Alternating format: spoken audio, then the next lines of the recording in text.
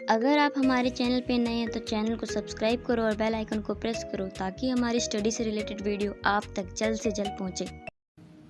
Hello दोस्तों, आप सभी को नमस्कार। मैं प्रियंका यादव स्वागत करती हूँ अपना इस यूट्यूब चैनल पे जिसका क्या नाम है, Priyanka Yadav UP police. Students, आज हम शुरू करने जा रहे हैं यूपी पुलिस के मोस्ट इंपॉर्टेंट क्वेश्चन जो आपको हूबहू पेपर में देखने को मिल सकते हैं।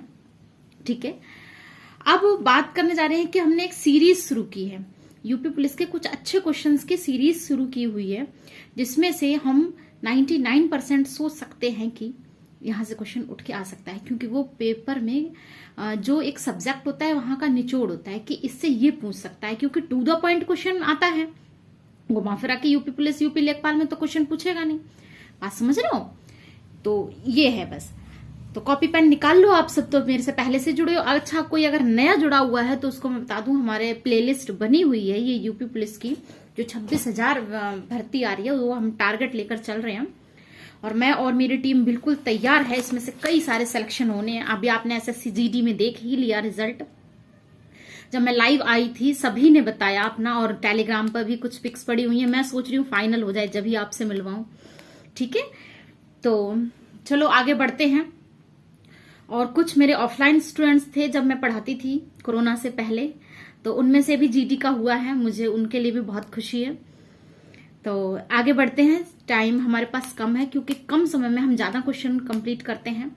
यही हमारा शुरू से टारगेट रहा है कि 10 मिनट की वीडियो में आपको 20 क्वेश्चन देकर और सिलेक्शन जल्दी से जल्दी लिया, क्योंकि जीके जो है वो अथाह सागर है। जीके आप जितना भी पढ़ोगे उतना कम ही होगा, है ना। तो पहला क्वेश्चन आपका है कि भाषा के आधार पर राज्यों का पुनर्गठन किस वर्ष हुआ? भाषा के आधार पर राज्यों का पुनर्गठन किस वर्ष हुआ? तो बात कब की करते हैं? 1953 की बात करते हैं। फजल अली आयोग के अध्यक्षता में एक कमेटी का होता है शुरुआत, जिसको क्या कहते हैं, राज्य पुनर्गठन आयोग। वो 1953 की बात होती है, लेकिन उस समय 16 राज्य और 3 केंद्र शासित प्रदेश ही बन पाते हैं। फिर उसके बाद 1956 में, 1956 इसका आंसर सही होगा। 1953 से मैंने शुरुआत करी, 1953 आंसर मत लगाना, ठीक है। 1956 में शुरुआत करते हैं। तो 1956 की क्या लाइन है कि 14 राज्यों और 6 केंद्र शासित प्रदेश 1956 राज्य पुनर्गठन अधिनियम के तहत बनाए जाते हैं। तो इसका राइट आंसर क्या हो गया? 1956। अगला क्वेश्चन ले लेते हैं। जापान में होन्शु नामक द्वीप किस लिए प्रसिद्ध है? आप सबको पता होना चाहिए, जापान का सबसे बड़ा द्वीप है होन्शु द्वीप, ठीक है, जिस पर यह टिका हुआ है। और होन्शु द्वीप वैसे दुनिया का 7वां सबसे बड़ा द्वीप है। होन्शु द्वीप पर तेल प्राप्त होता है, ठीक है। तो इसका आंसर हो जाएगा तेल के लिए प्रसिद्ध है, ठीक है। और कॉपर, जिंक वगैरह भी इसमें काफी मात्रा में पाए जाते हैं, ठीक है। होन्शु और मुख्य प्रांत, होन्शु का अर्थ ही होता है जापानी भाषा में मुख्य प्रांत। अगला क्वेश्चन, भारत के किस गवर्नर जनरल को स्थानीय स्वशासन का पिता कहा गया था? मुझे लगता है इसका आंसर आपको पता होगा कि भारत के किस गवर्नर जनरल को स्थानीय स्वशासन का पिता कहा गया था, ठीक है। तो हम बात कर लेते हैं किसकी? लॉर्ड रिपन की बात करते हैं। इसका आंसर क्या है? Lord Ripon. अब लॉर्ड रिपन के काल में 1882 में इसकी शुरुआत होती है। ये लॉर्ड रिपन वही हैं जिनके काल में नियमित जनगणना शुरू हुई थी 1882 में, ठीक है, 81 में। और क्या बोलते हैं, 82 में तो इन्होंने बर्माकुलर जो प्रेस एक्ट था उसको समाप्त की थी। वर्नाकुलर प्रेस एक्ट 1882 में 82 में समाप्त करते हैं। प्रथम फैक्ट्री 81 में, नियमित जनगणना भी 81 में, जबकि स्कूल शिक्षा हेतु हंटर कमीशन की नियुक्ति भी 1882 में करते हैं। इलवर्ट बिल भी 1882 में इन्हीं के काल में होता है, जबकि अकाल संहिता की स्थापना 1883 समाप्ति। अगला क्वेश्चन करते हैं क्या कि भारतीय राष्ट्रीय कांग्रेस की बात कर लेते हैं कि जिससे पहले किसने पहले 1935 में संविधान का सुझाव दिया था? तो संविधान सभा का सुझाव जो है सबसे पहले किसके मन में आया था? ये आया था आपके एमएन राव के, ठीक है। एमएन राव जो थे उनके दिमाग की ये उपज थी, तो इसका आंसर हो गया एमएन राव। अगला क्वेश्चन कर लेते हैं। वर्तमान कंप्यूटिंग में समस्त विश्व में कौन सा कोड प्रयोग किया जाता है और स्वीकार्य है? कौन सा कोड प्रयोग किया जाता है और स्वीकार्य है? यह है SCII, American standard code for information interchange. ठीक है, ये यूज किया जाता है, 7-8 बिट का इस्तेमाल होता है इसमें। व्हेन द रिवर स्लीप्स, ये क्वेश्चन आया हुआ है, मेरे सामने भी आया था। ठीक है, व्हेन द रिवर स्लीप, जब रिवर सोती है ऐसे करके। तो इसका आंसर आपका हो जाएगा, इसके लेखक पूछा है, इसके लेखक कौन है? तो इसके लेखक वो हैं स्टेरिन कायर। ठीक है, स्टेरिन कायर। इनकी एक और भी पुस्तक थी, मुझे ध्यान नहीं आ रही, एक और भी इन्होंने कुछ लिखा था, स्टेरिन कायर ने। व्हेन द रिवर स्लीप का आपको पता चल गया। अगला क्वेश्चन है, प्रत्येक वर्ष कितने नोबेल पुरस्कार दिए जाते हैं? प्रत्येक वर्ष 6 नोबेल पुरस्कार दिए जाते हैं। ठीक है, तो जो नोबेल जी थे उन्होंने इसकी शुरुआत की थी। अब पहले 5 दिए जाते थे, फिर अर्थशास्त्र में भी दिया जाने लगा, जब से कितने हो गए? 6 दिए जाने लगे। 1901 में अल्फ्रेड नोबेल ने इसकी शुरुआत करी थी। अगला क्वेश्चन कर लेते हैं, जल्लीकट्टू से जुड़ा हुआ है क्या, कौन सा त्योहार? तो आप सबको पता होना चाहिए कि जल्लीकट्टू, हाँ, जल्लीकट्टू जो है वो तमिलनाडु का एक खेल है जो कि पोंगल त्योहार के अवसर पर कर लेना मनाया जाता है। ठीक है, जल्लीकट्टू। पेपर फॉइल और रोटी रख दी। अगला क्वेश्चन, भारत में महिलाओं के लिए आरक्षण उपलब्ध है। भारत में महिलाओं के लिए आरक्षण उपलब्ध है।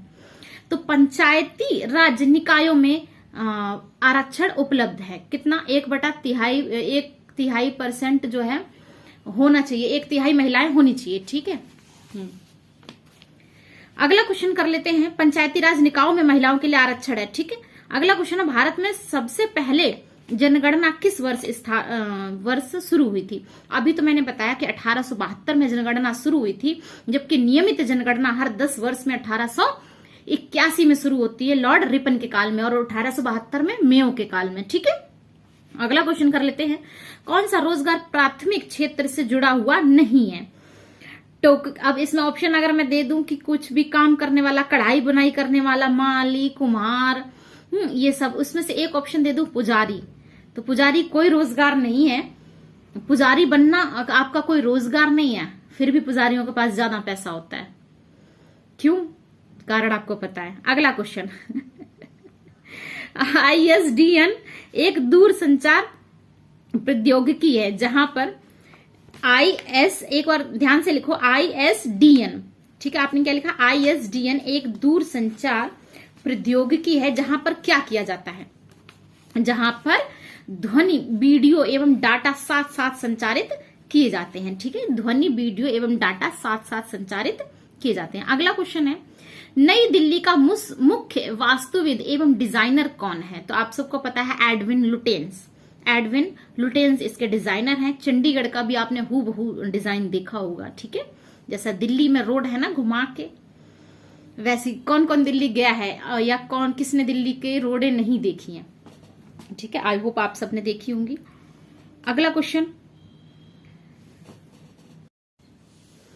20 दिसंबर 2021 को नागर विमानन मंत्री VK सिंह द्वारा प्रदत्त सूचना के अनुसार, करंट का क्वेश्चन डाल रही हूं, के अनुसार उत्तर प्रदेश सरकार द्वारा लगभग कितने हेक्टेयर भूमि का अधिग्रहण किया गया? तो इसका आंसर हो जाएगा 56 हेक्टेयर के आसपास है। एक बार कंफर्म कर लूं, नहीं 52 हेक्टेयर है, 52 हेक्टेयर, 15 का D। 20 दिसंबर 2021 को नागर विमानन मंत्री VK सिंह द्वारा प्रदत्त सूचना के अनुसार उत्तर प्रदेश सरकार द्वारा लगभग कितने हेक्टेयर भूमि का अधिग्रहण किया गया?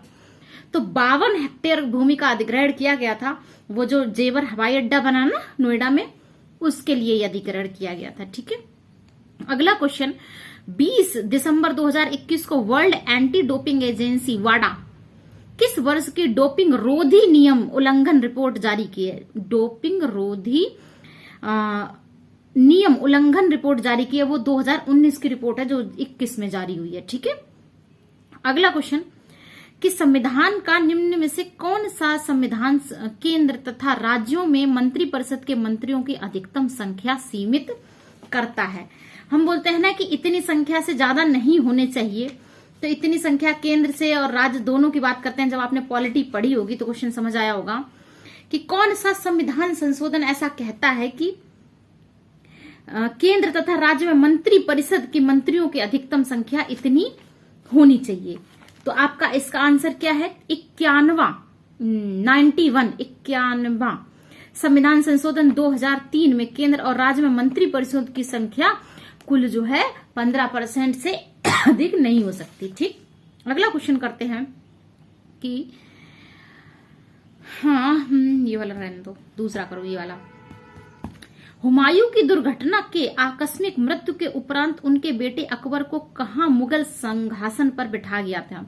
आप सबको पता है कि सीढ़ियों से लुढ़क कर हुमायूं की जब मृत्यु हो जाती है, ठीक है, उसके बाद जो अकबर का संरक्षक होता है बैरम खां, वो उनकी 14 वर्ष की उम्र में ही इनका वो कर देते हैं, क्या कर देते हैं, सिंहासन पर बैठा देते हैं और गद्दी सौंप देते हैं, इनका राज्याभिषेक कर देते हैं। ठीक है, तो ये पूछता है क्वेश्चन कि कौन सी जगह करते हैं? तो कौन सी जगह है आपका? कलनौर। कलनौर कहां पे आपका पड़ेगा? पंजाब में। ठीक है, जहां अकबर का राज तिलक होता है और वो बादशाह घोषित हो जाता है। अगला क्वेश्चन हम कर लेते हैं कि अच्छा, एक बात और मैं बता दूं कि ये तो मैं एमसीक्यू करा रही हूं और हमारी चैनल पर थ्योरी से शुरुआत हो गई है। हमारे पास टीचर्स भी हैं। अगर आप में से भी मेरे चैनल पे कोई डेमो देना चाहता है या कोई पढ़ाता है या कोई पढ़ाने में इंटरेस्टेड है या आपके भाई बहन कोई बड़े आसपास कोई, तो मुझे टेलीग्राम पर संपर्क कर सकते हैं। ठीक है, तो अगला तो वो सभी सब्जेक्ट की क्लासें शुरू होने वाली हैं। अगला क्वेश्चन, भारत का निम्नलिखित में से कौन सा राष्ट्रपति, यह क्वेश्चन हो गया, रिपीटेड है। रेडियो तरंग का वेग कितना होता है? 3 × 10⁸ मीटर पर सेकेंड, यही है। ठीक है, रेडियो का वेग पूछ रहा है। ठीक, हाँ सही आंसर 3 × 10⁸ मीटर पर सेकेंड की बात करता है। एफएम का प्रसारण बैंड होता है जब हमें यूपी पुलिस की ट्रेनिंग में इसकी वायरलेस की अलग से क्लास होती है, उसके टीचर्स अलग से आते हैं। तो ट्रिपल स्टार थे शायद, वो सर आए थे हमें पढ़ाने के लिए। उन्होंने वायरलेस, एफएम और ये कितनी हाई फ्रिक्वेंसी, लो फ्रिक्वेंसी, ये सब हमें पढ़ाया था। क्या क्या होता है, वायरलेस क्या होता है, बहुत अच्छा लगा था। मतलब क्लास ऐसा लगा था कि जैसे 12th वाली फिजिक्स दोबारा से याद आ गई हो, इतना अच्छा लगा था। तो हमारा क्वेश्चन क्या था? क्वेश्चन ये था कि एफएम का प्रसारण, तो एफएम का प्रसारण जो होता है वेरी हाई फ्रिक्वेंसी में होता है। और वेरी हाई फ्रिक्वेंसी कहां? 330 मेगाहर्ट्ज से लेकर 300 मेगाहर्ट्ज के बीच की बात करता है। ठीक है, 30 मेगाहर्ट्ज से 300 मेगाहर्ट्ज तक। ये मेगाहर्ट्ज 300 फिर 3000, फिर ये सारा उन्होंने बताया था। हमारे पास नोट्स भी रखे हैं। अगला क्वेश्चन, तो बहुत सारी चीजें तो मैंने ट्रेनिंग में भी बहुत सारी चीजें नहीं सीखी, पढ़ी, बहुत अच्छा लगा। अगला क्वेश्चन है, टेप रिकॉर्डर की टेप में चाल कितनी होती है? टेप रिकॉर्डर में टेप की चाल कितनी होती है? तो ये होती है 4.76 सेंटीमीटर पर सेकेंड, 4.76 सेंटीमीटर पर सेकेंड। आई रिपीट, क्वेश्चन लिख लेना। वन एंड लास्ट क्वेश्चन हमारे आज की क्लास का कि नदी के प्रवाह को मापने के लिए किसका उपयोग किया जाता है? तो नदी के प्रवाह को मापने के लिए हमेशा क्यूसेक मीटर का प्रयोग किया जाता है। किसका? क्यूसेक मीटर का। अब आप खुद से रिवाइज कर लेना। अब उसके बाद कहो तो मैं रिवाइज करा भी सकती हूँ।